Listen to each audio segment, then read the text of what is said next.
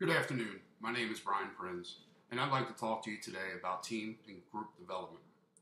Have you ever been placed on a team and been given a task, and yet nobody knows each other, or they have any idea on how to complete a given goal or task? My purpose today is to inform managers and supervisors of the different stages of group development that are necessary for teams to efficiently complete projects or tasks within an organization. I am a former team leader for an alternative education school and used the 5 stages of group development, which were proposed by Bruce Tuckman in 1965, to successfully maximize team production. The 5 stages of group development are forming, storming, norming, performing, and adjourning. The first stage of group development that I will talk about is forming. Forming is the initial phase of group development, and it's the most critical, so it should never be rushed. In this phase, there's uncertainty, lack of leadership, objectives are initially unclear.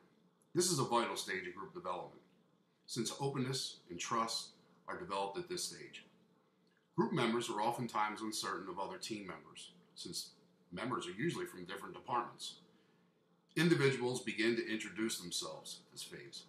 Informal discussions emerge about various topics. Leadership begins to emerge, as one individual usually begins to control the topics of this group, learns about its purpose or goal, and the criteria for meeting its objective. Once this stage has matured, the group evolves into the storming stage. The storming phase of group development is when the group develops conflict and power struggles begin to emerge. Conflicts arise as individuals challenge the group goals. Several members of the group compete for leadership.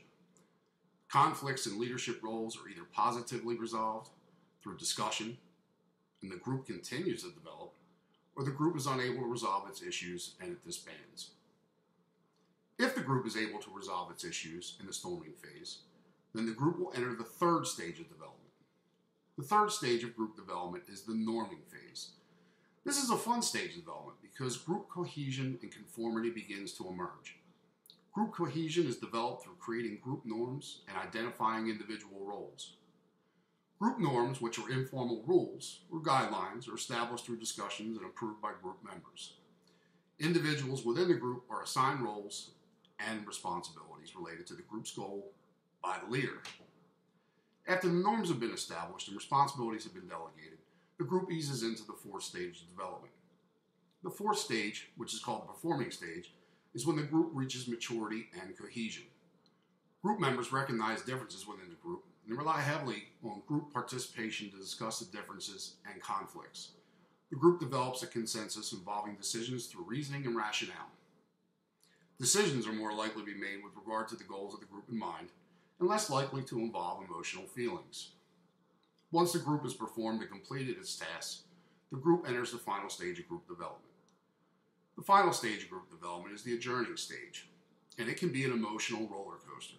Groups within an organization often disband upon completion of its goals. Depending on the amount of time the group spent together, personal relationships that were developed can abruptly end, causing an emotional loss to occur. Completing the task and possibly receiving recognition at a formal banquet can also bring formal closure to a group. As you have seen, learning the 5 stages of group development are necessary for managers to analyze the effectiveness and efficiency to which groups complete assigned tasks. The 5 stages of group development are forming, storming, norming, performing, and adjourning. My purpose was to inform you about the 5 stages of group development so that managers can analyze the efficiency at which groups complete specific tasks. Analyzing group dynamics can help managers efficiently select team members for group projects that will work well together and be more productive. At this time, I would like you to ask any questions if you have any.